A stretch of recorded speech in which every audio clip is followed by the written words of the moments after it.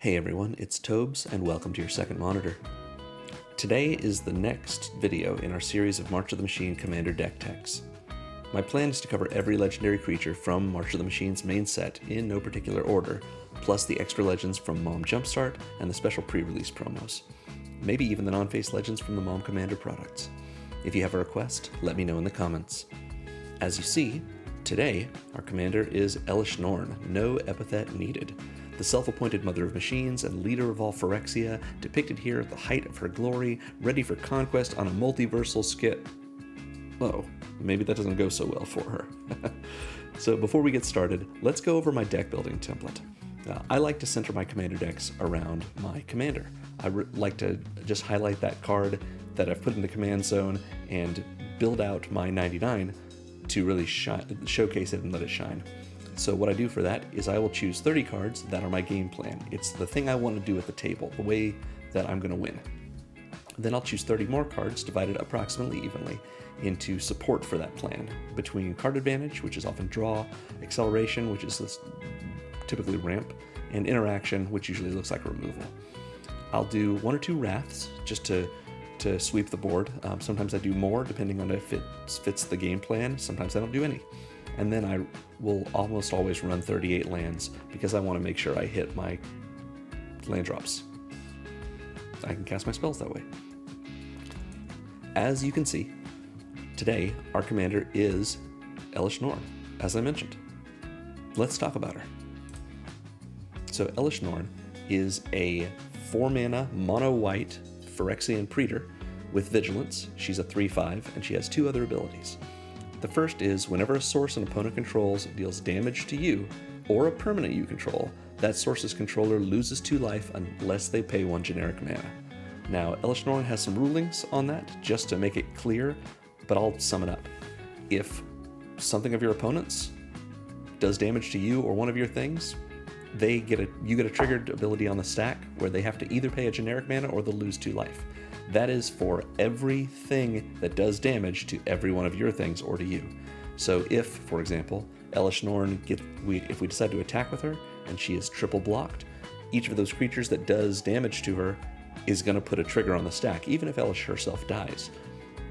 That's going to force the opponent to either pay 1 or lose 2, and then do that again for each trigger. So if we have 10 creatures out and someone casts a Blasphemous Act, that's a damage-based sweeper, so it's going to do damage to 10 of our creatures. So 10 triggers are going to go on the stack, and our opponent's going to either have to pay 10 generic mana, lose 20 life, or some combination therein. Elesh's last ability is even more fun. For 2 generic and a white, and sacrifice 3 other creatures, exile Elesh Norn, then return it to the battlefield transformed under its owner's control. Do this only as a sorcery.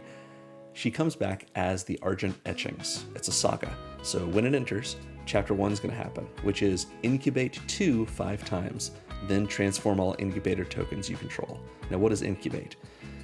Incubate means to make an incubator token, which is just an artifact token that has a number of +1/+1 counters on it equal to the number after incubate. So Elesh Norn wants us to make 5 incubator tokens, each that have 2 +1/+1 counters on them. Incubator tokens also have an activated ability, which is for 2 generic mana and not tap. Transform it so it flips into a 0/0 Phyrexian artifact creature. Now I know this is a lot to listen to, so here is Scryfall helping us out with what an incubator token looks like. So Elesh Norn will say incubate 2 5 times. So we'll make 5 of these tokens and put 2 +1/+1 counters on each one. And each of them has this ability that says, for 2 generic mana, transform it, which is just flip it into a 0/0 Phyrexian artifact creature. So that means we have 5 tokens, all of which are just artifacts with +1/+1 counters on them that aren't really doing much for us. But we can pay 2 generic mana to flip them over, but we also don't have to, because Chapter 1 doesn't just make those 5 tokens, but it transforms all of them that we've made and any others that we have, because there's plenty of sources in this deck that will also incubate for us. So Elesh Norn basically just says, make a bunch of eggs and hatch them. But that's just Chapter 1 of the Argent Etchings. Chapter 2 is Creatures you control get +1/+1 and gain double strike until end of turn.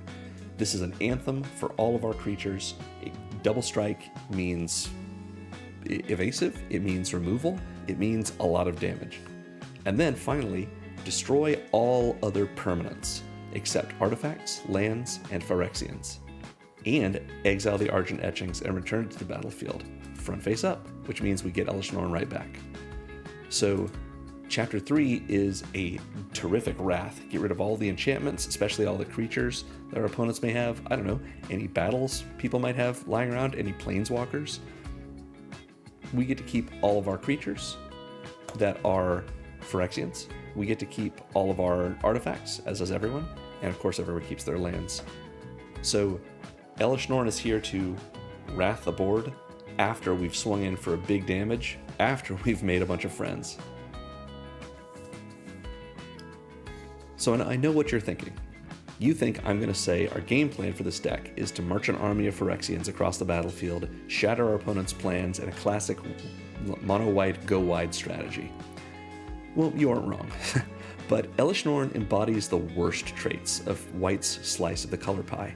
So like any overlord of a vast company, her Phyrexians aren't just employees, we're a family here. And what does any family want from our mother and Yawgmoth? Just one more bedtime story, please. Our deck centers around flipping Elesh Norn over to the Argent Etchings, and doing that over and over. We're a typal deck and a token deck, but the real purpose of all of our lovely Phyrexians is to die, so that Mom can just tell us her story again. She disincentivizes our opponents from attacking and hurting our plans. In the meantime, builds our power in a surge of rising action, and once she flips, we can make our wide climactic swings. Sometimes we can attack again right away, and then sack more creatures that same turn to beg Mom for one more retelling. And however the details play out, this is a bedtime story that will knock the entire table out, leaving only dreams of our victory. Or maybe nightmares of it. So let's get into our game plan and start talking about how we make this happen. The biggest tagged category that I have here is Phyrexians. So let's take a look at them. We're going to start with Progenitor Exarch. This is an XX and a white for a 1/2 Phyrexian cat cleric. I know you're wondering, cat? I feel like maybe they're from New Capenna. New Capenna's got a bunch of cat folks. Anyway, Progenitor Exarch says when it enters, incubate 3 X times, which means, of course, we will make 3 of these incubator tokens, or rather, we'll make a number of these incubator tokens equal to whatever X is, and we'll put 3 1/1 counters on each of them. So if we pay 3 total mana for this, white and X equals 1, then we'll incubate 3 once. If we pay 5, we'll incubate 3 twice. 7, do it 3 times, etc. But also, as just an activated ability, we can tap Progenitor Exarch to transform an incubator token we control. Just flip it over so it becomes a big thing. We don't have to pay the 2 generic to transform it, that it has that the ability that every incubator just has. So this is really useful if we have somehow incubated something a lot, or if we've proliferated the tokens on an uncracked egg, and we want to just flip it over. Keep in mind, incubator tokens don't require you to tap, and they are not creatures before you flip them. So you can do this at instant speed. You can do this immediately on the turn that they come in. It's your decision. It's a pretty typical play pattern to flip these over at our opponent's end step, right before our turn, or if our opponents have forgotten about them and they swing in, we might want to make some trades or even just eat their creatures with a surprise blocker. Progenitor Exarch gives us a way to do that even if we don't have any mana up, by just tapping and transforming our incubators. So it's a 1/2 for 1 at worst that can flip our incubator tokens. Next up we have Skrelv. Skrelv, such a good friend. Little Mite, 1 mana for a 1/1 Phyrexian Mite with Toxic 1. So let's talk about Toxic, because it shows up a little bit in this deck.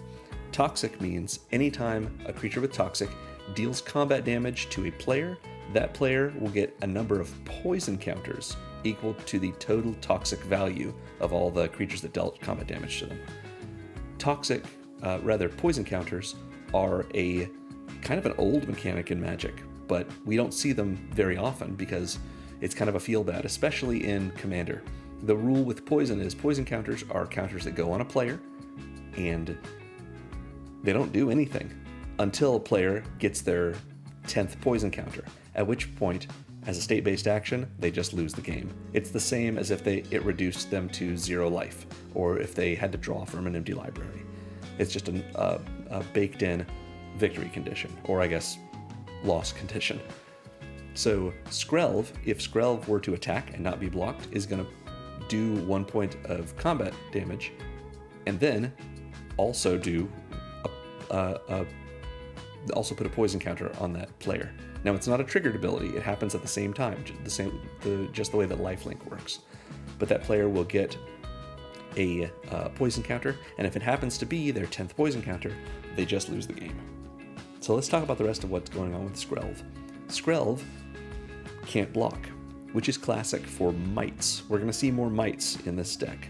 Phyrexian mites generally are 1/1 creatures that can't block, but they are artifacts, so it may be relevant. But Skrelv's best ability is for a Phyrexian white mana, which means it can either be paid with white mana or just with 2 life. Skrelv's ability costs a Phyrexian white and tap. What happens then is we choose a color, and another target creature we control gains Toxic 1, hexproof from the color we chose, and it can't be blocked by creatures of that color. So Skrelv is a little guy doing their best impression of a Mother of Runes or a Giver of Runes. This is a great thing for us to hold up, even if we don't have mana up, because we can pay 2 for the Phyrexian white mana, pay 2 life that is, and target one of our creatures to give them hexproof from a color. So if somebody wants to Doomblade our Elesh Norn, we can tap Skrelv, pay white or 2 life, and give Elesh Norn hexproof from black. Or if we want to attack with Elesh Norn and our opponent only has black creatures, we can do the same thing, and she'll get Toxic 1, and she can't be blocked by creatures of that color. So we've got a lot of flexibility with Skrelv. I usually will hold Skrelv up as a protective source, but there's lots of things you can do with him. He's just a good little buddy. Next up, from Modern Horizons 3, we have Metastatic Evangel. Metastatic Evangel is a 1 and a white for a 3/1 Phyrexian human cleric. As you'll notice, this section is Phyrexians, so basically every creature we have in here is Phyrexian, but not every spell we have is Phyrexian. It just either makes Phyrexians or it helps with our Phyrexians. Either way, this is a 3/1 for 2 that says whenever another non-token creature enters the battlefield under your control, proliferate. Proliferate, of course, means choose any number of permanents or players, and or players, I should say, and then if they have counters on them, add 1 counter of every type they have. So if we have some incubator tokens, and they have 1/1 counters on them, they don't need to be flipped yet in order for us to proliferate them. If they are flipped, we can still proliferate them, but it just adds more 1/1 counters. If we've gotten in with something toxic and a player has poison counters, we can proliferate those too. We just choose the player. We do have to remember, though, that if we proliferate a permanent or a player, we will add 1 counter of every type that's on that permanent or player. So if our opponent has maybe a poison counter, but they also have an experience counter, proliferating them will add 1 more of both of those. If we have a creature that has -1/-1 counters on the battlefield somewhere, maybe it's one of our creatures, and we want to proliferate it, it's going to get more -1/-1 counters. So generally in a deck that cares about proliferating, we're not going to be worried about doubling up counters and having it be negative for us, but it's something worth thinking about. We have a bit of a counters theme in this deck just because that's how incubator tokens work, and it's also a couple of the sources of pumping up our creatures. But I didn't label the counters cards because they're part of a bigger strategy. Just to remember, Metastatic Evangel is going to give us that proliferate trigger every time one of our non-token creatures enters. We have 32 non-token creatures, but one note about this.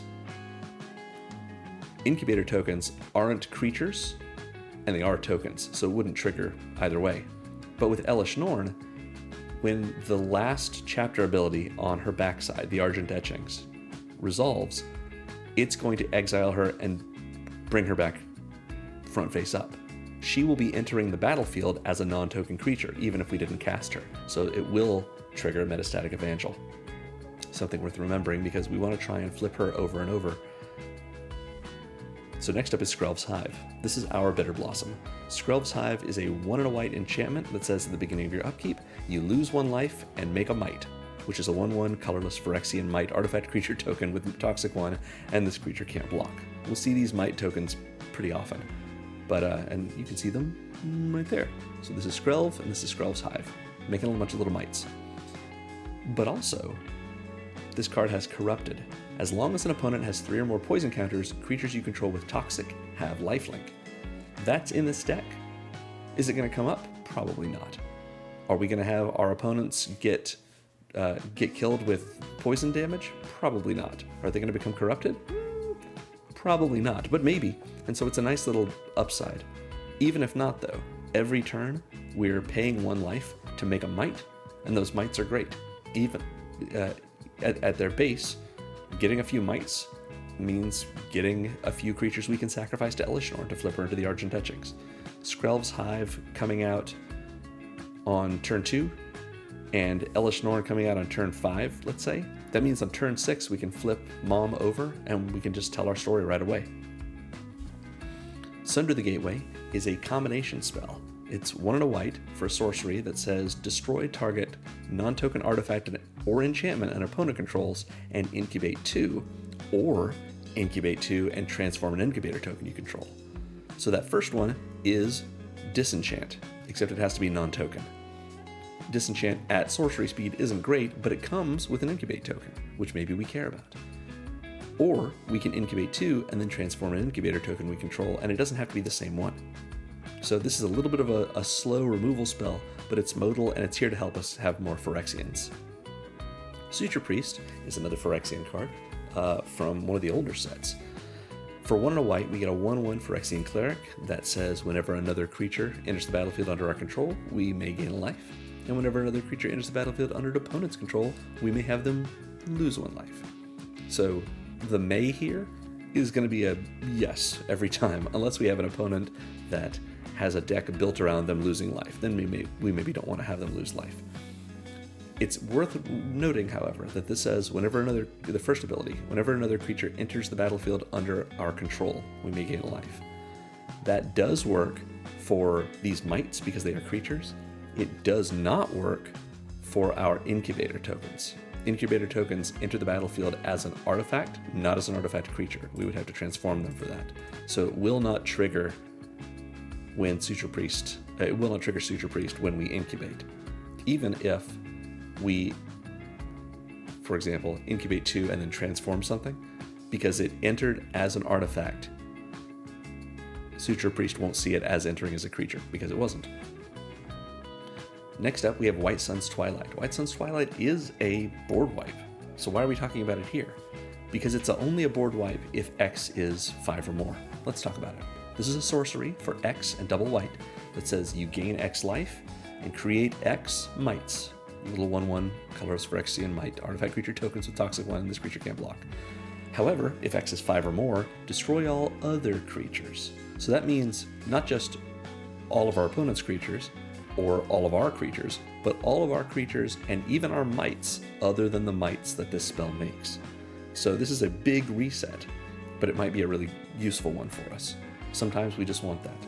And it's a giant statue of Elesh Norn. Why wouldn't we want this in our deck? Next up, we have Zenith Chronicler. For 2 generic mana, we get a 3/1 Phyrexian Construct. This is an artifact that says whenever a player casts their first multicolored spell each turn, each other player draws a card. This is going to draw everybody cards. Everyone except the person who's casting multicolored spells.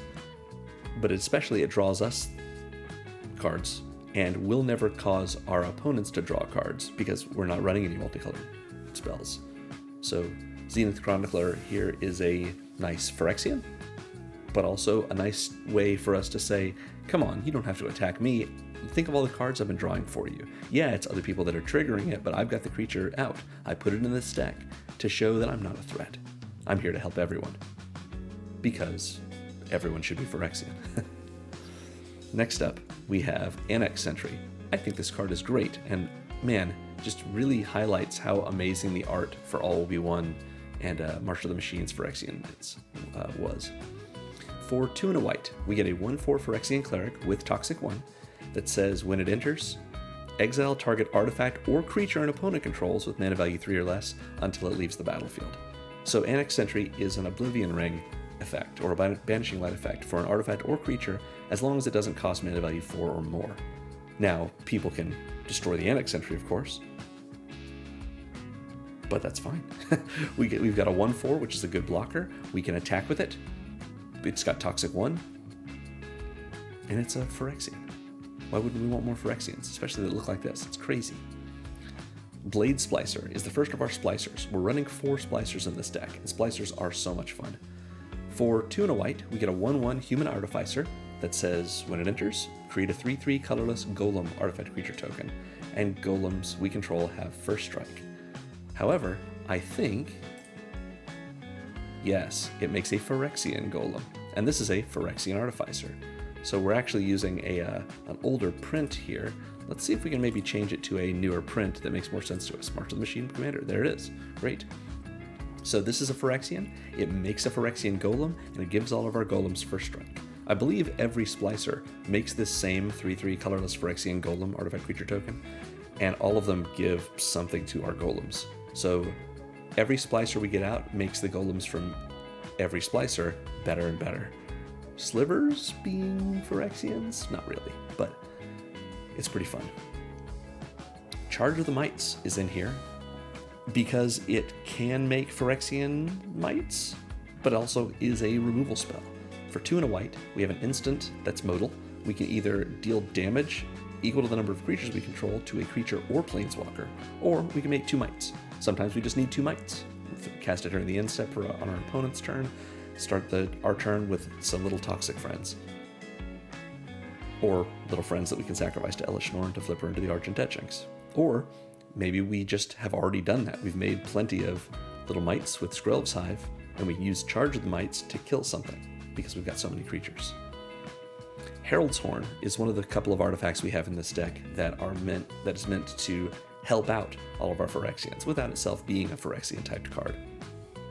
It's a 3-mana artifact that says, as it enters, choose a creature type. Creature spells you cast of the chosen type cost 1 less to cast. That's just great ramp when we have so many Phyrexian creatures that we're running. We have 25 of them, including our commander. So this will reduce our commander's cost, and that's not nothing if our commander's getting removed and we have the commander tax. But also, at the beginning of your upkeep, look at the top card of your library. If it's a creature card of the chosen type, you may reveal it and put it into your hand. So, not counting Elesh Norn, we've got 24 creatures. That's essentially a quarter of our deck that we can look at the top card and just get a free draw of it during our upkeep. After this, we have Mirror Entity. Is Mirror Entity a Phyrexian? Yes, it is, because it has Changeling. Changelings means this card is every creature type. So if we need something to be a Phyrexian, this already is. Blade Splicer is going to give all of our golems first strike, so it's going to give Mirror Entity first strike, because Mirror Entity is also a golem. Just really powerful effect, even on a 3-mana 1/1.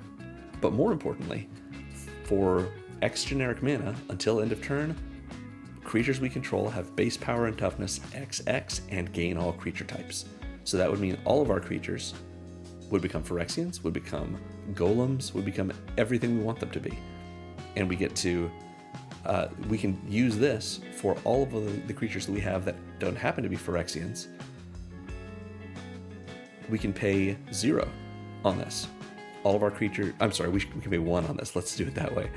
To make all of our creatures 1/1s and every creature type, which means when Elesh Norn's backside, when the Argent Etching's last chapter ability triggers and destroys every creature that isn't a Phyrexian, it won't destroy any of ours because Mirror Entity has protected them.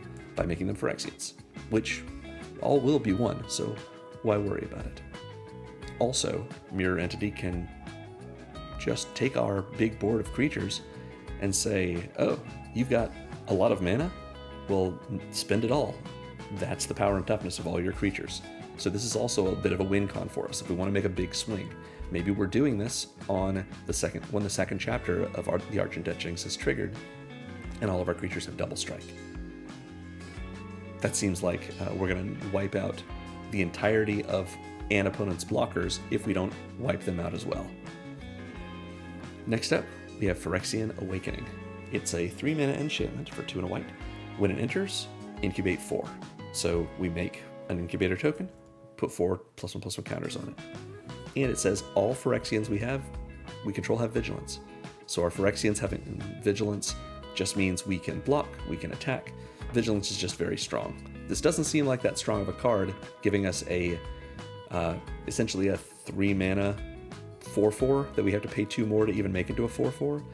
But the synergy of it in this deck just works for us, and giving everything vigilance isn't nothing. Next up we have Phyrexian Censor. For 2 and a white, we get a 3/3 Phyrexian Wizard that has 2 annoying abilities, for our opponents at least. Each player can't cast more than 1 non-Phyrexian spell each turn, which means if we want to cast Phyrexian Awakening while Phyrexian Censor is out, we can't also cast Charge of the Mites or Herald's Horn, because these cards don't have the word Phyrexian in their type line. Now, our opponents probably aren't running Phyrexian decks, so this is going to be much more annoying for them. This is a rule of law effect. Also, non-Phyrexian creatures enter the battlefield tapped, so it just slows our opponents down.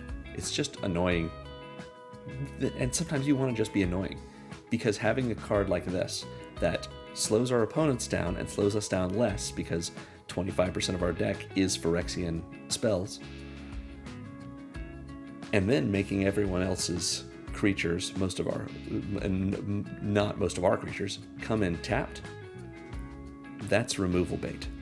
Our opponents are going to say, well, I don't want Elesh Norn to flip, I have this kill spell, but I can't survive the assault of my other opponents if all my things are coming in tapped, so I need to kill this Phyrexian Censor. Removal bait in this kind of deck is great when our game plan is so centered around our commander. Next up we have Scrawling Crawler from Foundations. 3 generic mana for a 3/2 Phyrexian Construct artifact creature that says at the beginning of your upkeep, each player draws a card. So a little bit of a Shadow of Zenith Chronicler. But also, whenever an opponent draws a card, that player loses 1 life.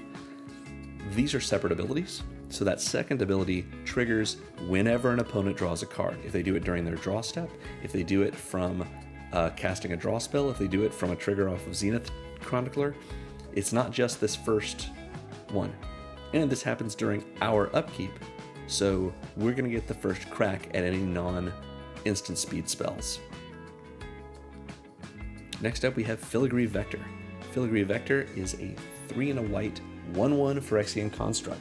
So a 1/1 for 4 isn't that great, but let's look at what it does. When it enters, we put a +1/+1 counter on each of any number of target creatures, and a charge counter on each of any number of target artifacts. Now we're not really using artifacts that care about charge counters, but we can if we want to do that. Maybe we've got an opponent who cares about charge counters, and we want to help them out a little bit as a political thing. Hey, if I put some charge counters on your artifacts, do you mind leaving me alone? And if they say yes, you're like, well, then never mind. But in any case, being able to put a 1/1 counter on each of any number of target creatures, and they don't even have to be ours, that's just really useful. Even if it's just this enters as a 1/1 and puts a 1/1 counter on itself, pretty good. But also, for 1 and tap and sacrifice an artifact, proliferate. So another source of proliferate in this deck. We have lots of artifacts in our deck, of course, but the most prevalent one is our incubator tokens. Incubator tokens, even before they're flipped, are artifacts. So having an incubator token that came in without any counters on it, which sometimes might happen, it's not going to do much for us because if we flip it over, if we transform it, it's going to become a 0/0 creature and die. But we can sure pay 1, tap this and sacrifice that to proliferate, which means we're probably turning the filigree vector into a 3/3 at least. And all of our other creatures are getting an extra counter as well. Next up, we have another Splicer, Master Splicer. 3 and a white for a 1/1 human artificer. Is it still a human? We're going to use this one, so it is a Phyrexian human artificer. There we go. It comes in just like the Blade Splicer and makes a 3/3 colorless Phyrexian golem artifact creature token, but it gives all of our golems +1/+1. So now all of our golems are, if we have the Blade Splicer out as well, they are 4/4s with first strike, as long as both of these creatures are in play. Might Overseer is 3 and a white for a 4/2 Phyrexian soldier with first strike. 4 power first striker is pretty great. As long as it's your turn, creature tokens you control get +1/+0 and have first strike. So tokens, creature tokens, are our incubate tokens that have transformed. They're going to have first strike, but also our mites are tokens. And our mites having first strike is pretty great. Just being able to ensure that the only things that we're getting, that they're going to be blocked by, are things that have 2 toughness. That's not that uncommon, but there's plenty of things with 1 toughness around these days. Or rather, these tokens also have +1/+0. So someone's going to have to block our little mite friends with a creature that has at least 3 toughness in order to not lose that creature. And if they aren't willing to do that, the mites crack in and do toxic damage. And then, additionally, for 3 generic and 1 white Phyrexian mana, we can make a mite. So this is a great mana sink for us. And if we have a lot of life, because as you've seen, we've got a couple of sources of life gain in this deck that we want to just throw around, we could say, well, I've got 7 mana open, I want to activate this once, but then I'll activate it a second time and pay life for the Phyrexian mana, so I make 2 mites. In any case, having those mites might just be what we need in order to flip Elesh Norn again. Next up is Phyrexian Vindicator. This card, I'm only sighing because I lost so badly during the All Will Be One pre-release to someone playing this card. It is 4 white mana for a 5/5 flying Phyrexian horror that says, if damage would be dealt to Phyrexian Vindicator, prevent that damage. When damage is prevented this way, Phyrexian Vindicator deals that much damage to any other target. So, worst case scenario, we've spent 4 mana on an incredible blocker. It flies, it's a 5/5, it can't take damage. It just, unless someone has a card out that says damage can't be prevented, somebody throws a Phyrexian Dreadnought at us. It will do 5 damage to this because, of course, it has trample, and that 5 damage is going to be spit back as a triggered ability in any direction we want. So in a way, this is a bit of a removal spell. We can bolster our removal suite by ensuring that our Vindicator takes damage and redirecting that damage, redirecting it, at our opponent's creatures that would die from it. Or maybe our opponents. It says any target, so we can hit opponents as well. Maybe even planeswalkers. Phyrexian Vindicator is just really annoying and a nice white mirror to the Phyrexian Obliterator. Next we have a Basilica Shepherd. For 3 and 2 white, we get a 3/3 Phyrexian Angel. Seems like Phyrexia shouldn't have angels, but there it is. With flying, and when it enters, make 2 mites. That's alright. For 5 mana, we get 5 power and toughness, although both of those mites can't block. But we have a flyer, we have 3 creatures that come in on 1 card, and 3 creatures is what we need to sacrifice to Elesh Norn in order to flip her. So if we have 8 mana, and we draw our Basilica Shepherd, we can just play it. It comes in, makes the 2 mites, we can pay the other 3, and sacrifice all of them to transform Elesh Norn. Then we get 5 2/2 transformed Phyrexian Incubator tokens. After this, from Dominaria United, we have Defiler of Faith. This is 3 and double white for a 5/5 Phyrexian human with vigilance. It has 2 great other abilities. As an additional cost to cast white permanent spells, you may pay 2 life. Those spells cost 1 white less to cast if you pay life this way, and it only reduces the amount of white mana. Essentially what this does is it gives all of our white permanent spells, it takes one of the white pips in that spell's casting cost, and it makes it a Phyrexian white pip. So we don't have to pay the 2 life, but we can if we want to, and we can ramp out our permanents faster. In addition, whenever we cast a white permanent spell, whether or not we do that thing in the second ability, we make a 1/1 white soldier creature token. So we have a few sources of soldier tokens. These are just creature tokens. Are they here to do much for us? Well, they'll do something. At the very least, we can sacrifice them to Elesh Norn. Defiler of Faith is a really strong way to ramp things out and just flood our board with more tokens than we already had. Essence of Orthodoxy is also 3 and double white for a 3/3 flying Phyrexian that says whenever it or another Phyrexian enters under our control, we incubate 2. So this is just going to, again, flood our board with incubate tokens. Tokens that we can either hatch later if we want. We can use our Progenitor Exart to flip them and hatch them. We can proliferate their counters with Filigree Vector. Essence of Orthodoxy just rewards us for playing Phyrexians, and we have plenty of them to play. It also, remember, says when it or another Phyrexian enters the battlefield under our control. Remember, Elesh Norn enters the battlefield face up after as part of the resolution of the 3rd chapter ability on the Argent Etchings. So we're going to just get another incubate token when she comes back, if Essence of Orthodoxy is in play at the time. Also, what a horrifying art piece. Just really wonderful. They just did such a great job on these sets. Norn's Choirmaster is another 3 and a double white for a 5/4 Phyrexian Angel with flying and first strike that says whenever a commander we control enters the battlefield or attacks, proliferate. I just mentioned Elesh Norn is going to be entering the battlefield whenever we cast her and whenever she comes back from finishing telling us the Argent Etchings. But also if we have to recast her, or rather if we want to attack with her, which we probably will, there's going to be plenty of good opportunities for that. Proliferating as part of an attack trigger, that just seems very powerful, especially in this deck. Next, we have another Splicer. It's Sensor Splicer. For 4 and a white, we get still a 1/1 Phyrexian Artificer. This one isn't human. It comes in, it makes the classic 3/3 golem, and it gives all of our golems vigilance. Having vigilance for these golems is pretty great. And if we have our mirror entity in play, we can turn all of our creatures into golems, as well as every other creature type, and they'll all have vigilance as well. Vanquisher's Banner is another one of these artifacts that supplements our game plan. For 5 generic mana, we get an artifact that, as it enters, we choose a creature type. We will choose Phyrexians.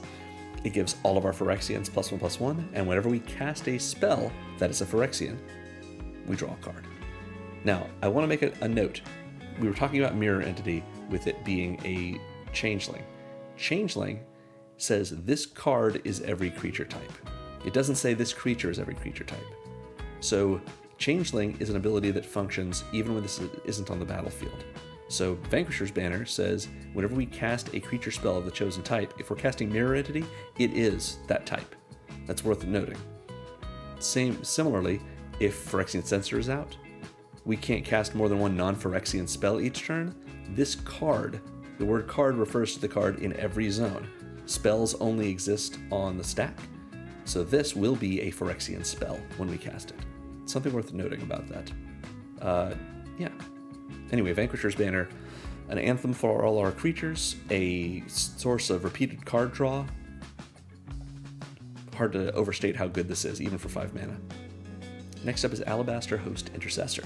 This is another Oblivion Ring creature. For 5 and a white, we get a 3/4 Phyrexian Samurai that when it enters, we exile a creature that an opponent controls until this leaves the battlefield. Or we can Planescycle this for 2. If we're really hurting for mana, or this is just in our opening hand and we don't have that many lands, we can pay 2 generic at instant speed and discard this card to search our library for a Plains and reveal it, put it into our hand, and shuffle. So just a good utility creature and a great way for us to have another Phyrexian out and get something out of our way if we need to. After that, we have Soul of New Phyrexia. 6 generic mana for a 6/6 Phyrexian avatar artifact creature with trample that has 2 abilities. For 5 mana, our permanents are indestructible until end of turn. Or for 5 mana and exile this from our graveyard, our permanents have indestructible until end of turn. This is an expensive but excellent way to protect our things, especially our commander, while this is on the battlefield. And we can do it one more time once this has died. Maybe it dies because we really need to flip the Argent Etchings one more time. This is the creature we have to do it with. Just very useful, even if it's expensive. This is a monocolored deck, so we have plenty of ramp to get ourselves where we need to go. Next is Chancellor of the Annex, an older card. 4 and triple white for a 5/6. Phyrexian Angel, just to be clear, that says we may reveal this card from our opening hand. If we do, when each opponent casts their first spell of the game, doesn't have to be on the first turn, counter that spell unless that player pays 1. So that slows everyone else down. It is a 5/6 flyer, and whenever an opponent casts a spell, counter it unless that player pays 1. So this is an echo of Elesh Norn's second ability, the one that makes it so everyone is going to have to pay 1 generic mana or lose 2 life whenever they do damage to us. It's a little bit of a heuristic thing. This is just Mana Tithe, or Force Spike if you were in blue, for every spell. So a 7 mana 5/6 flyer, pretty good, but mana tithing everyone's spells, again, this is a piece of removal bait. Our opponents are going to want to get rid of this angel so they can cast their spells freely, so they're probably not going to hit Elesh Norn, unless of course this is a board wipe, but we're talking about targeted removal, which of course commander players play, right? Yeah. I think Chancellor of the Annex is really fun, and cheap these days. Finally, we have Darksteel Splicer. This is 6 and a white for a 1/1 Phyrexian Artificer. 7 mana for a 1/1. But whenever it or another non-token Phyrexian enters the battlefield, we create a number of these 3/3 Phyrexian golems equal to the number of opponents we have. That's crazy. So this is going to come in, if we have 3 opponents, it's going to make 3 golems, and all of our golems have indestructible. Let's say we cast this, we make 3 golems, then we cast Chancellor of the Annex. It is another non-token Phyrexian. We'll make 3 more golems. So for 7 mana, we're just powering out tokens left and right, all of which are indestructible. That's hard to deal with. Even 3/3s. I think Darksteel Splicer is really fun. So we're talking about tokens. Let's move on from talking about just Phyrexians to the cards that give us tokens or help us with tokens. So we've seen Progenitor Exarch. We know about the incubate tokens it makes. Idol of Oblivion is an artifact, just for 2 generic mana, that says tap, draw a card, activate only if you created a token this turn. So yeah, we're going to be making tokens most turns of the game, so we're going to be able to get a free draw off of this every time. And when we want to, if we ever want to, we can pay 8 mana, tap and sacrifice this to make a 10/10 Eldrazi creature token. Do we need a 10/10 in this deck? Probably not. So this is generally just going to be a 2 mana repeated source of card draw. Next up is Norn's Inquisitor. We have seen this one already, haven't we? I think we have. Surely we have. Ooh, I didn't tag it as a Phyrexian. So let's go ahead and do that now. We should have seen this already. Oh well. Getting excited over here. Better. Thanks for that look behind the curtain. Norn's Inquisitor is a Phyrexian, worth looking at, but notably it is a 1/1 Phyrexian Knight for 1 and a white that enters, it incubates 2, and whenever a permanent we control transforms into a Phyrexian, we put a 1/1 counter on it. So essentially what that means is every time we have an incubator token and we want to flip it, it won't just have the number of counters that it has on it. Well, it will, but that it will have those tokens and triggered ability on the knight. It will put an additional counter on it. So this doesn't add that much to us, but we have lots of sources of these tokens. And adding an extra counter doesn't hurt. Besides, it's another Phyrexian. It's a 1/1 for 2, but it comes with a 2/2 that we have to pay for a little more. We've seen Skrelv's Hive, so let's talk about Staff of the Storyteller, because we're here to listen to Mom's story. 1 and a white for an artifact that when it enters, it makes a 1/1 white spirit with flying.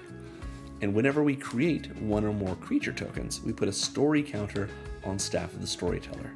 So creature tokens includes this spirit. It does not include, like I mentioned before, the incubator tokens. Incubator tokens are not creature tokens, they're artifact tokens.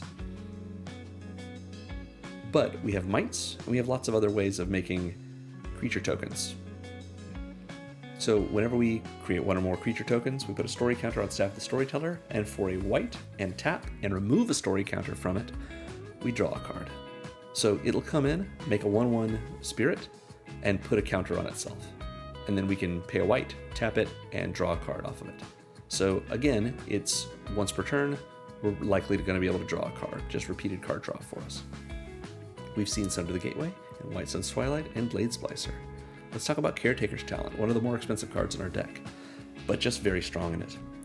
For 2 and a white, we get a class enchantment. That means it'll come in with a first ability, and then we have to level it up to the other 2. So the first one is whenever 1 or more tokens we control enter, draw a card, but only once per turn. So it doesn't require that they be creature tokens, just tokens. Any incubate token is going to trigger this. Any might, any golem, even this spirit creature token will draw a card. Then for a white, we can level it up to level 2, and when it levels up to 2, we create a token that's a copy of target token we control. Now, if we were to choose this spirit, we'd get another 1/1 white spirit with flying. If we chose a Phyrexian Golem, we'd get another 3/3 Phyrexian Golem. If we chose an incubator token, we would get an incubator token exactly the same as the ones we've gotten, but with no counters on it, because counters are not copyable traits. So if we want to make a copy of, let's say we've got like a 9/9 incubator token that's already transformed, and so it's a big artifact creature, it's going to give us the front face, and it's going to give us no counters on it. So we want to be careful with this second level ability.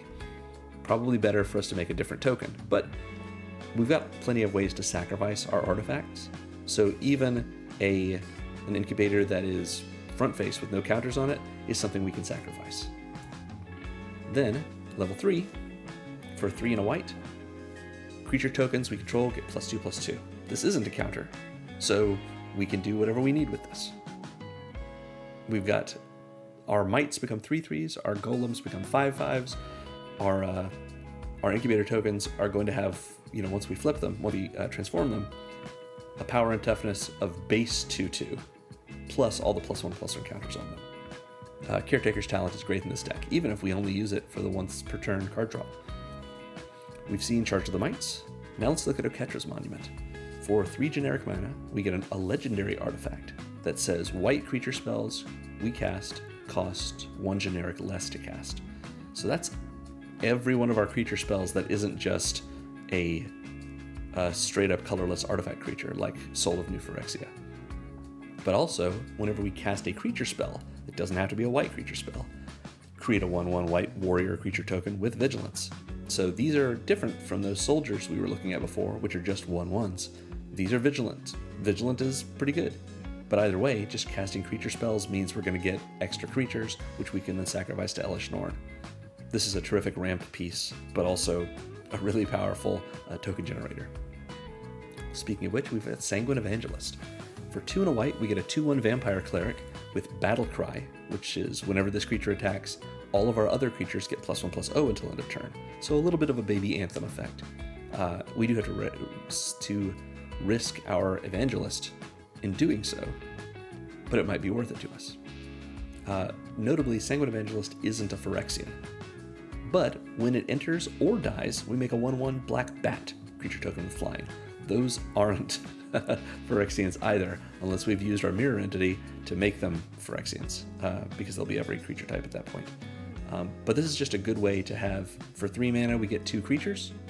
When it dies, we get another creature. Battle Cry isn't nothing, especially when we're going wide with this.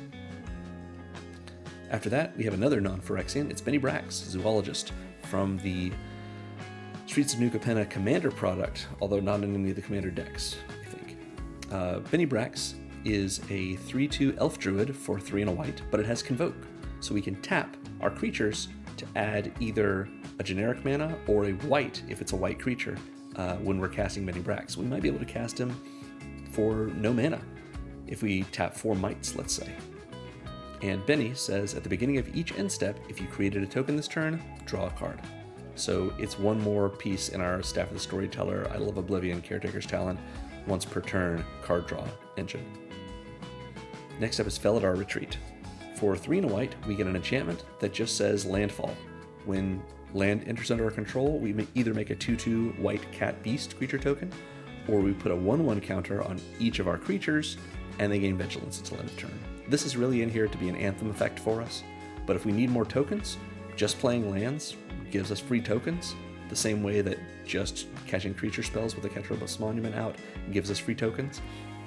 That's just fuel to transform Elesh Norn. So, we've seen our Master Splicer already, we've seen our Might Overseer, we've seen all of these. We haven't seen Elspeth, Sun's Champion. This is a terrific card. For 4 and double white, we get a legendary Planeswalker, Elspeth, that comes with 4 loyalty and has 3 abilities. The first is, for +1, we make 3 1/1 white soldier creature tokens. So just +1 on Elspeth gives us exactly the number of creatures we need to flip Elesh Norn. For -3, we destroy all creatures with power 4 or greater. Now that can hurt us in a few ways, but notably, Elesh Norn in this deck is a 3/5, as opposed to the 2 other Elesh Norns, which are 4/7s. So Elspeth's ability will not kill our commander, or her -3 ability, that is. Sometimes we need a bonus backup board wipe. And her ultimate, for -7, you get an emblem with creatures you control, have +2/+2, and flying. Yeah, what a great Anthem effect. What a great evasive ability. It sticks around, it won't go away, even if Elesh Norn's Argent Etching's 3rd chapter ability gets rid of all the enchantments in play, because it's an emblem. The likelihood of us being able to ultimate Elspeth Sun's Champion is usually pretty low in a commander game, but depending on your pod, maybe people ignore your commanders, or maybe we'll just have plenty of creatures that can stop our opponents from preventing us from just making soldiers ultimate. Last, I put in one of the Duskmourn room enchantments. I think these are really fun. So the way these work is it's a split card, essentially. You choose one side of the room, you cast it. So either Dollmaker's Shop for 1 and a white, or Porcelain Gallery for 4 and double white. You cast the card for that, and it will enter with that half unlocked, quote unquote. That door is unlocked. Once it comes in, let's say we cast Dollmaker's Shop for 1 and a white. It enters, Dollmaker's Shop is unlocked, Porcelain Gallery is locked. At sorcery speed, we can then pay the casting cost of Porcelain Gallery, to unlock it. So that's true as well. If we cast it as Porcelain Gallery, we could then later, as a sorcery, unlock Dollmaker's Shop by casting it by paying 1 and a white. The upshot of this is whichever side is unlocked, whether it's the one we cast or both, because we cast one and then unlock the other one. This is an enchantment that has whatever abilities are on the side that's unlocked, or sides that are unlocked. So if we've unlocked both, it has both abilities. Dollmaker's Shop says whenever 1 or more non-token creatures you control attack a player, make a 1/1 white toy artifact creature token. It's an artifact, it's a creature, it's a token. These are all things that are notable or are useful to us. And it's whenever any of our creatures attack that aren't themselves toys. So if we already have one of these toys in play and we just attack with it, Dollmaker's Shop won't trigger and make us another toy. If we use Mirror Entity to make all of our creatures every creature type, toy is a creature type. So if we attack with all of our creatures that way, or any number of our creatures, it won't trigger Dollmaker's Shop because whatever creature is attacking after we've activated that ability on Mirror Entity is also a toy. But this is a good way to just slowly, incrementally give us more 1/1 creatures, more artifacts, more tokens, more things we can sacrifice to Elesh Norn. Porcelain Gallery is another Anthem effect. Creatures you control have base power and toughness, each equal to the number of creatures you control. So if we have 5 creatures out, all of our creatures are 5/5s. Elesh Norn stops being a 3/5 and is a 5/5. All of our tokens are 5/5s. Mites are 5/5s. If we flip an incubator token, when we have 5 creatures in play, that incubator token will become a 6th creature in play. And now everything has a base power and toughness 6/6, including it. So it will be a 6/6 plus whatever number of +1/+1 counters are on it. Porcelain Gallery, absolutely worth casting as the first half of this if we've got the mana for it. Dollmaker's Shop, also very good and gives us tokens. So that is our tokens section, and those 2 sections, Phyrexians and tokens, will make up generally what we have as our game plan. We'll talk about a few other supportive taggings that I've put on this page in just a moment, but first let's go into our actual support sections. And I do want to make mention, as usual, I have a considering section at the bottom of the page on Moxfield. Of course, this deck list is linked in the description of the video, and if you want to take a look at it, it includes a lot of cards that I didn't put in here. But if you want to work toward a deck that has a different budget, for example, maybe you want to cast a Chroma's Memorial for $35 or original Elesh Norn Grand Cenobite for $20. If you've got the mana for it, or the money for it rather, or you have these cards already in your collection, you can definitely power up the deck or power it down a little bit with cards that are in this section of considering below. So let's talk about card advantage. Now, I've got this labeled as draw. I do this in all my videos. I use draw just to represent all card advantage. It's not necessarily just draw spells. We're going to start with Skull Clamp, a classic. For a generic mana, you get an equipment that equips for a generic mana and gives equipped creature +1/-1. And whenever equipped creature dies, draw 2 cards. If you've seen Skull Clamp before, you don't need to listen to me talk about it. If you haven't seen it before, the middle ability, whenever the equipped creature dies, draw 2 cards, is the important one. We do not care about pumping up our creature, we care about killing our creature. So if we have a Mite in play, we're spending a generic mana to equip this to the Mite, which will kill the Mite, and immediately we draw 2 cards. Skull Clamp essentially says, pay a generic and sacrifice an X1 and draw 2 cards. That's great. But if we don't want it to, if we don't have any X1s in play, and we just want to draw cards, we can put this on one of our creatures. Let's say it's a 2/2. That 2/2 is now a 3/1, and we swing in. Our opponent either has to choose to take 3 damage or block and give us 2 cards. And maybe, based on whatever blockers they have to trade a creature in the process. So they're losing a creature, we're drawing 2 cards, or they're just losing 3 life from the combat damage. Skull Clamp is really powerful, and we can do that, attack with that 2/2, which is now a 3/1, maybe our opponent chooses to take the damage, and then for just 1 generic, we can move this to a different creature. So now they've got to think twice about attacking us, because we'll happily block with something that can then die and draw us 2 cards. Skull Clamp is extremely powerful. We've talked about Idol of Oblivion. We have Mind Stone. I run Mind Stone in so many decks. For 2 generic mana, it's an artifact that taps for colorless mana rather, and for a generic tap and sacrifice it, we can draw a card. It's a mana rock early on. Later on, when we don't need more mana, it's a card that we can just draw off the top by sacrificing this. It's great. We've seen Stab at the Storyteller and Zenith Chronicler. We've seen Caretaker's Talent. Here's Enduring Innocence. For 1 and double white, we get a 2/1 Sheep Glimmer enchantment creature with lifelink. Whenever 1 or more other creatures we control with power 2 or less enter, which is often our Mites, and a lot of times our Incubate tokens, we draw a card, but only once per turn. And when this dies, if it was a creature, we return it to the battlefield under our control, and it's just an enchantment, not a creature. So Elesh Norn's third ability, the Argent Etching's third chapter ability, will kill Enduring Innocence, whether it's a sheep or not. So if it's still a creature, Argent Etchings will kill Enduring Innocence, but then it'll come back as just an enchantment. If it was already enchantment, Argent Etching's third ability will destroy it again, and it'll be gone forever, or at least as long as we leave it in our graveyard. But Enduring Innocence is going to give us plenty of repeated draw over the course of the game, even if we are casting bigger creatures, because, let's say we have Staff of the Storyteller come out, it makes this 1/1 spirit, it's going to trigger Enduring Innocence.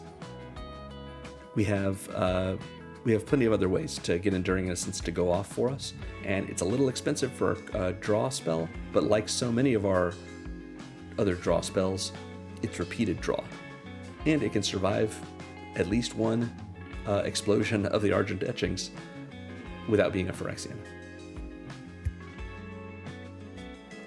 We've seen Herald's Horn. Let's talk about Lauren of the Third Path. From the Brothers' War set, which had a lot of Phyrexian themes in it, Lauren herself isn't a Phyrexian.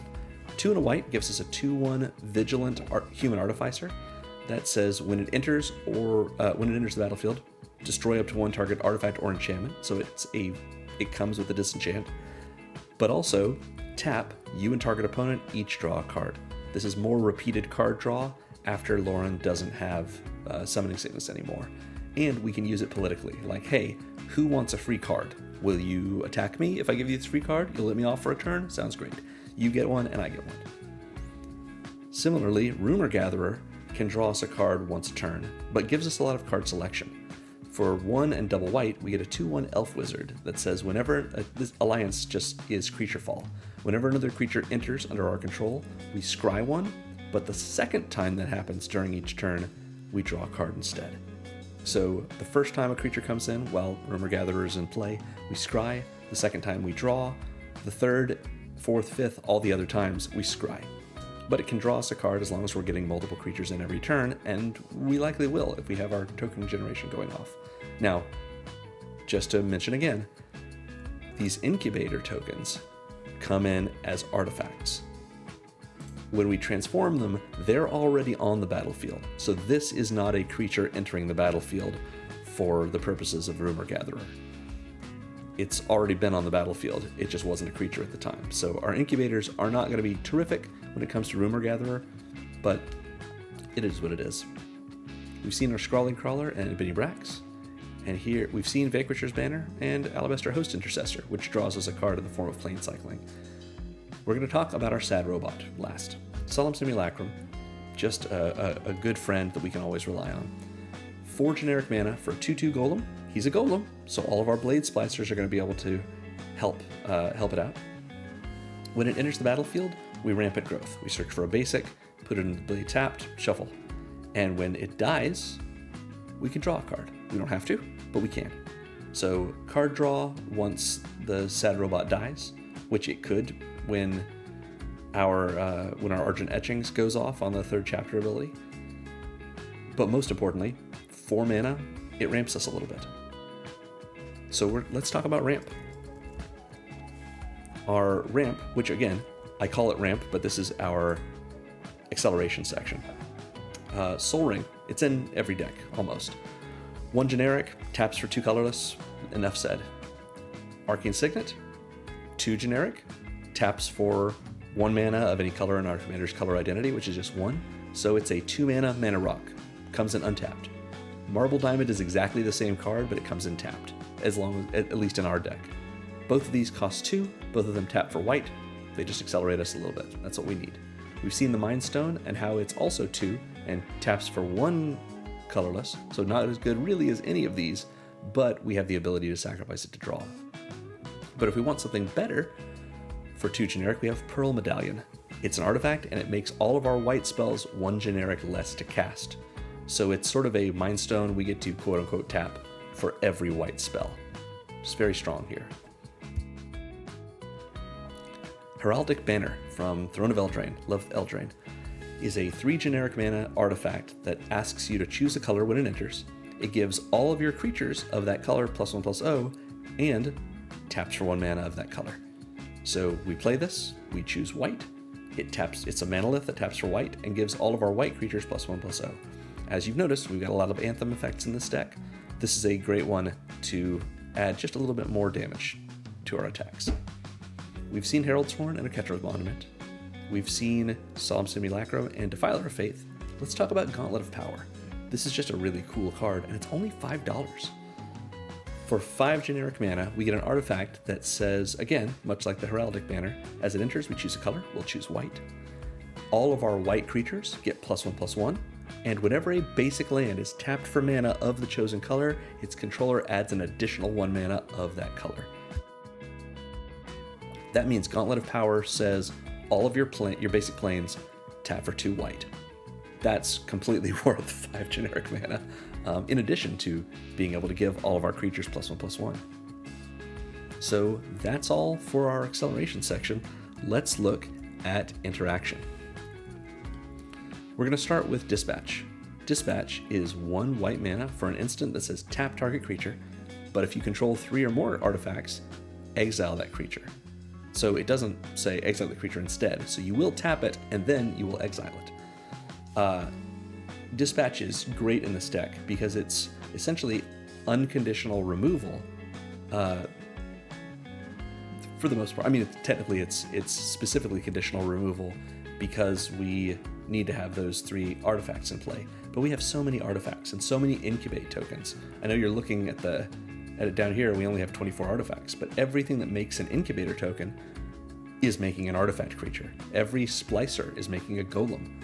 All of these are artifact creatures. The likelihood that we're not going to have Metalcraft is very low. Dispatch generally is going to be 1 white to exile a creature. Path to Exile and Swords to Plowshares do the same thing. They don't require us to have Metalcraft, but they give the opponent whose creature we hit, or I guess the player whose creatures we hit, a little something to make up for it. Swords to Plowshares lets them gain life equal to the exiled creature's power. Path to Exile lets them ramp to growth. But in any case, 3 cards, each 1 white mana that can exile something. Just get it off the board. We don't have to worry about it anymore. Argent Dais from Modern Horizons 3 is just really cool. And just the art. For 1 and a white, we have an artifact that enters with 2 oil counters on it. And whenever 2 or more creatures attack, put an oil counter on it. It doesn't say 2 or more creatures we control. So whenever 2 or more creatures attack, if opponent A attacks opponent B with at least 2 creatures, we put an oil counter on this. So we need to pay attention, but it's worth it. Because for 2 and tap and remove 2 oil counters, exile another target non-land permanent, and its controller draws 2 cards. So much like Path to Exile and Swords to Plowshares, we are giving someone 2 cards to get something off the battlefield, but that might be us. The only thing that Argent Dais can't exile is itself. So if we want to get our opponent's biggest, scariest enchantment or creature or planeswalker off the battlefield, we can do that and they'll draw 2 cards. But if we have a Might or an Incubator token, we can spend 2 tap and remove 2 oil counters from Argent Dais to exile that and draw us 2 cards. So this, I didn't put this under our card draw section because it's conditional, and a lot of the time we're going to be using this as removal, but that's not nothing for giving us a little bit of card advantage if we need it. And sometimes it's worth giving an opponent 2 card draws to get rid of one of their things. Next up, we have Ossification. 1 and a white for an aura for one of our basic lands. We've got plenty of basic lands in this deck, so we don't need to worry about not having one. When Ossification enters, we exile a creature or planeswalker an opponent controls until Ossification leaves the battlefield. So it's Oblivion Ring or Banishing Light, but as an aura attached to our basic land. The ability for an opponent to destroy a basic land is very uncommon, unless someone's running just sort of mean or mass land disruption. Ossification is, that thing is gone forever. Just 2 mana. Sunder the Gateway, as we've seen, is 2 mana to disenchant something at sorcery speed. Annex Sentry is another Oblivion Ring. Charge of the Mites can kill something if we have enough creatures in play. Lauren is Disenchant. Stroke of Midnight is 2 and a white for an instant that destroys any non-land permanent, and that permanent's controller makes a 1/1 human. That might be us if we need a token. Probably it won't be, but if we just generally don't think we need, or genuinely don't think we need to get rid of an opponent's permanents or creatures or something, maybe because we've wiped the board with Argent Etchings, we could Stroke of Midnight our own incubator token that doesn't have any counters on it, so it just can't become a creature anyway, and we make it into a creature with this 1/1 creature token, which we can then sacrifice to Elesh Norn and flip her again. We've seen our Phyrexian Vindicator. It can be removal if it takes damage, and we send that damage as something else. And of course, the Alabaster Host Intercessor is another Oblivion Ring. So let's look at all these anthems I've been talking about. We've just got so many different options for them. Norn's Inquisitor isn't really an anthem, but it does put 1/1 counters on all of our incubator tokens, so we'll call it that for now. Caretaker's Talent, if we can level it up to level 3, gives all of our tokens +2/+2.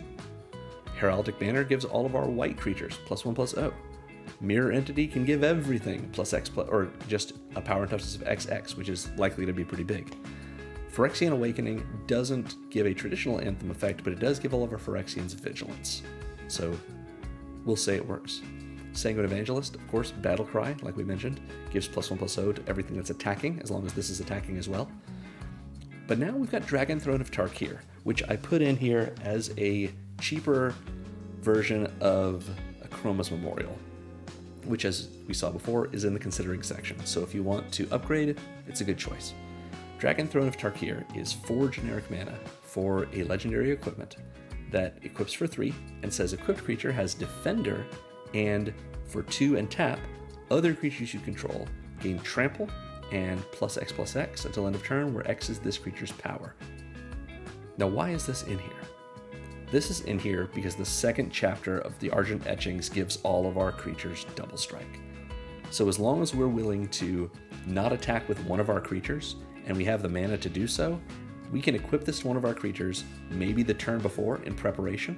Maybe it is one of those incubator tokens that Elesh Norn's first chapter of the Argent Etchings creates and flips.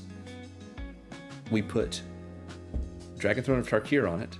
We can do that, like I said, the turn before or the turn of, as long as we've got 5 mana. Just equip this thing, and then we pay 2 and tap it. The equipped creature has Defender, so it doesn't matter anyway, but it's now adding its power to the power and toughness of all of our creatures, and they gain Trample. This is so good paired with the second chapter of Argent Etchings and the double strike that it gives. This can be a game-ending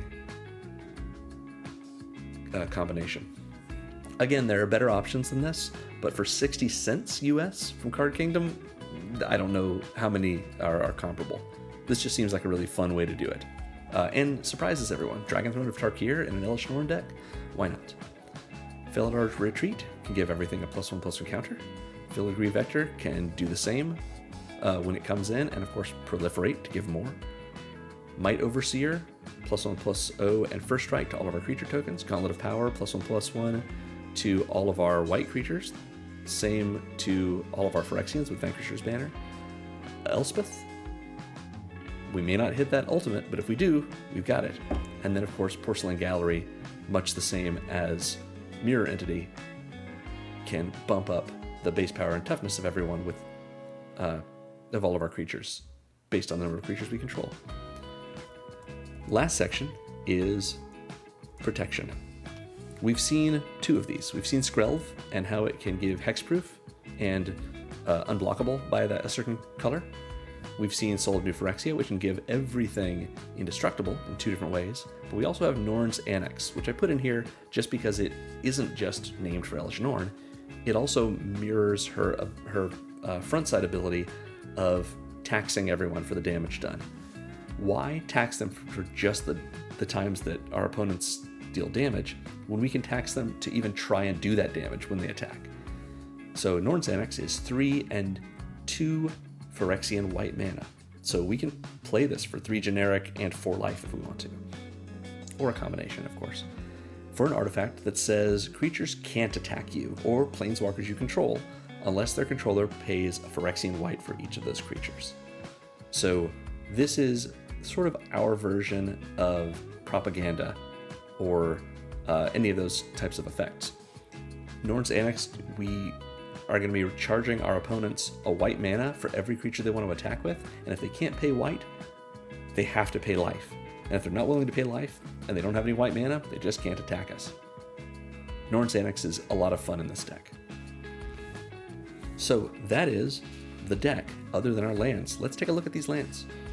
We're going to start with our basics. How many basics are we running? 30. That's right, we've got 30 planes in this deck. Just because there are so many options we can use for non-basic lands, but none of them are going to give us just what a straight basic planes does, which is ensuring we've got mana, it comes in untapped, it's the color we need, we're good.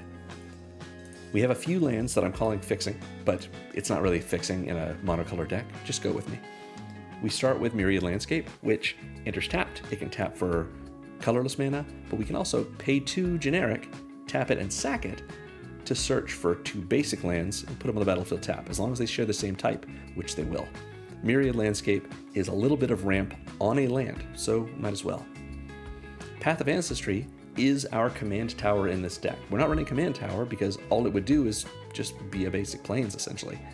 So Path of Ancestry comes in tapped, but it can add 1 mana of any color in your commander's color identity, so white. And when we use that mana to cast a creature spell that shares a type with our commander, we scry 1. Now, Elesh Norn is a Phyrexian Praetor. We only have 1 Praetor in this deck, but we have so many other Phyrexians. So our Path of Ancestry is only going to be helpful to us and give us card selection repeatedly, basically as long as we have it. And then Temple of the False God is a little bit more ramp, even though it's not early game ramp, on a land, because it taps for 2 colorless, but only if it can only tap at all if we have 5 or more lands, which does include itself. Then we're running 5 utility lands. We have Demolition Field, which I put in basically all of my decks because it taps for colorless mana, but also you can pay 2, tap and sack it to destroy a non-basic land an opponent controls, and then they and you Rampant Growth. Search for a basic, put it on tapped, shuffle. So Demolition Field is here to get rid of things like Maze of Ith, or Glacial Chasm, or even just not cards that are slowing us down, but cards that are providing our opponent too much value, like Fountain Port. Demolition Field can always, it always feels like it is something we can use, and worst case scenario, it's an untapped land that taps for colorless mana. Fountain Port, on the other hand, very strong. It comes in, untapped, taps for colorless mana, and it's got 3 abilities. We can pay 2, tap, and sacrifice a token to draw a card. So any of our tokens, we can just pay 2 mana and turn it into or pay 3 mana in a way, because we're tapping Fountain Port as well, to turn it into a card draw. We can pay 3 and tap and a life to make a blue fish. Sometimes we just want an extra token. And we can do the same thing by paying 4 and tap to make a treasure. If we really need to ramp, or we really are desperate to fix our mana, which I would be stunned if we needed to, but who knows?